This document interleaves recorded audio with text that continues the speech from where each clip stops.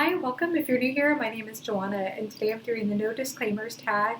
I was kindly tagged by Klaus, the contradictorian. If you're not subscribed to Klaus's channel, you definitely need to be. He has some very passionate views on books and has some of the best rant reviews I've ever seen on BookTube. Huge convenience.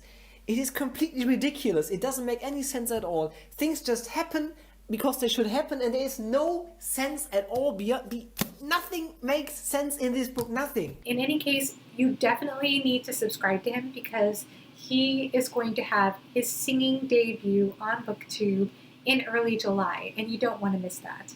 Yes, from what I understand, Klaus is a singer, and he has described his voice as being very beautiful, so I'm imagining this beautiful, angelic, tenorial tone, and I can't wait to hear him sing.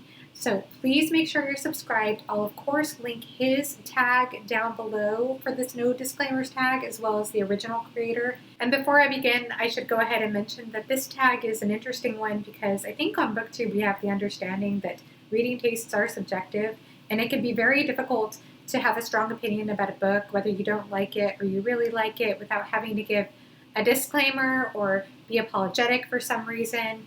And all that said, this is going to be very challenging for me because I am the queen of disclaimers, and it's mostly that I just really want to make sure that I'm understanding or explaining well why a book doesn't work for me or what does work for me. That way people can decide if the book works for them, even if it doesn't work for me. So I think there's value in being able to share exactly why you don't like a certain book, but also I just happen to be very sensitive to criticism, so I want to be very sensitive in how I give criticism, especially on a book, which is a piece of art that somebody spent a lot of time and energy on. I'll do my best not to be apologetic and give disclaimers, but we'll see how I do. Okay, number one, which trope annoys you the most? Or which trope in books annoys you the most?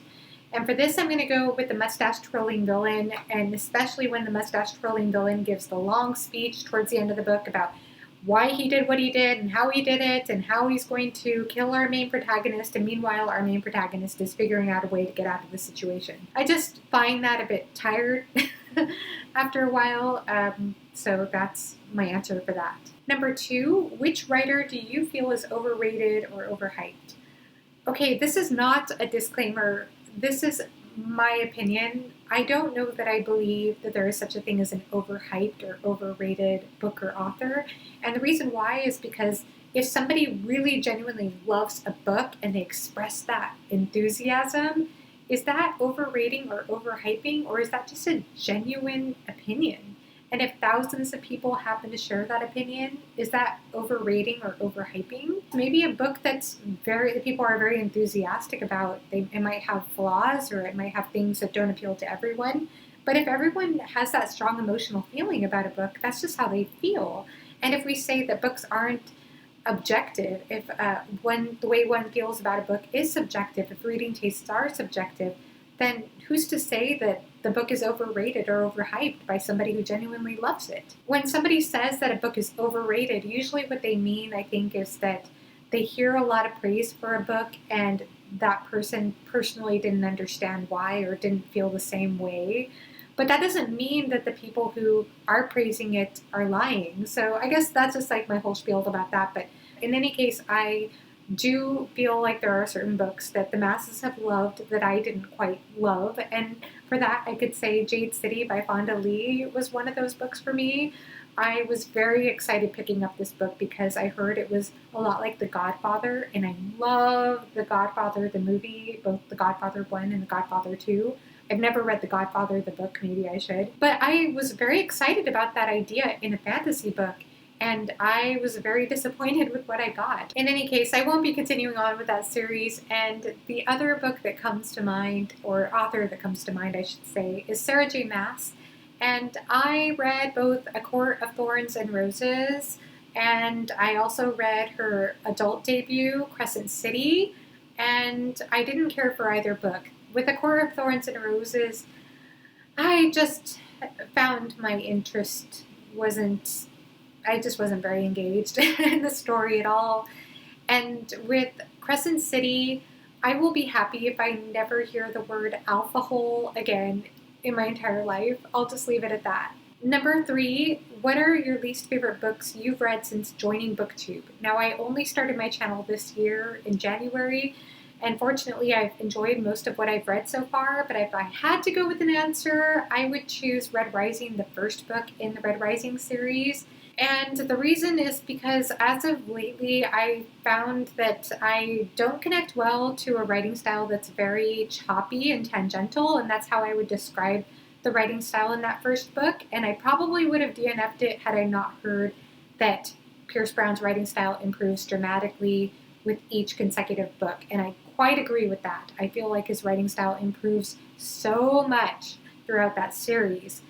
And number 4, what is a terrible ending that ruined an otherwise quality book? And for this is a hard one. I do not care for the ending of Morning Star by Pierce Brown. That's the 3rd book in the Red Rising series, but it didn't ruin the book for me. I still greatly enjoyed the book. It's just some of the twists at the end just didn't have the effect on me I think that the author was intending, and I was spoiled for that ending too with one of those twists, so it didn't really help that I knew that a certain outcome would be the case. I don't know that that was the best ending for me, but it didn't ruin the book, like I said. So I'm going to go with a different answer for this, and it's the last book in the Twilight series. Yes, I read the Twilight series many years ago, and that last book, Breaking Dawn, I know it's not the best series anyway, but that last book, the ending of it, was the most disappointing, anticlimactic ending to a series or book that I've ever read. Number 5, which fictional character do you wish was not killed off? Okay, I don't mind it when an author is not afraid to kill off characters, and the reason for that is because I feel like if an author isn't afraid to kill off a character, one, it raises the stakes in that story, it creates motivation for the other characters who are still alive to stay alive. And another reason that I like it when an author is not afraid to do that is because death is a part of life, and I think it's something that I appreciate being explored even in a fictional book. Even if I did have an answer for this question, it would be a spoiler, so no answer. Number 6, what are some of your bookish pet peeves? I am not a big fan of when an audiobook narrator has a wispy kind of voice. Mostly because I just can't understand what the narrator is saying most of the time when they speak that way, even if it's considered good acting chops. Number 7, what are some books you feel should have more recognition? I'm really glad to see that a lot of these self-published indie authors are getting more attention on BookTube in general. I know I still have yet to read from several of them, including Andrew Stillman and Yuri Gutman and Peter McLean and Richard Nell, but I am happy to say that I read Blackstone Heart by Michael R. Fletcher earlier this year, and I really enjoyed it, and I'm excited to continue on in that series.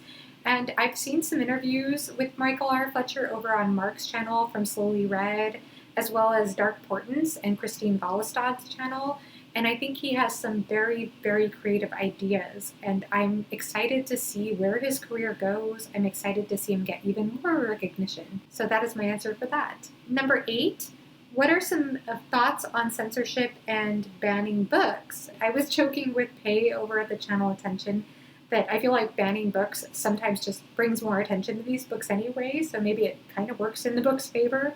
But overall, I just don't really understand the purpose of banning or censoring a book. Number 10, tag someone. And for this, I'm going to tag Christian from Dark Portents. Christian is fantastic. He's been a huge supporter of my channel since I started, and I am a huge supporter of his. He has some fantastic content on his channel. Like I said, he interviewed Michael R. Fletcher, but he also did a wonderful video discussion on the topic of grimdark and what that means. He also has a wonderful video on his channel of underhyped fantasy books. He's reading through Malazan right now. You definitely want to check out his channel. He also did a wonderful review on a Marquez book. Let's see, is it The 100 Years of Solitude, I think, with his wife Whitney. So please check out Dark Portents. I'm very excited to see what else is to come on Christian's channel. Another channel I'm going to tag is Joanna Sousa. She's so delightful. She will bring a smile to your face instantly when you watch her. She is just she's so lovely. And she's very bright. She speaks, I think, 9 different languages fluently. Joanna, you can correct me if I'm wrong on that number. And she loves authors such as Hobb and Abercrombie and Sanderson. So please check her out if you love fantasy. And then lastly, I'm going to go ahead and tag Evie from She Was Only Evie.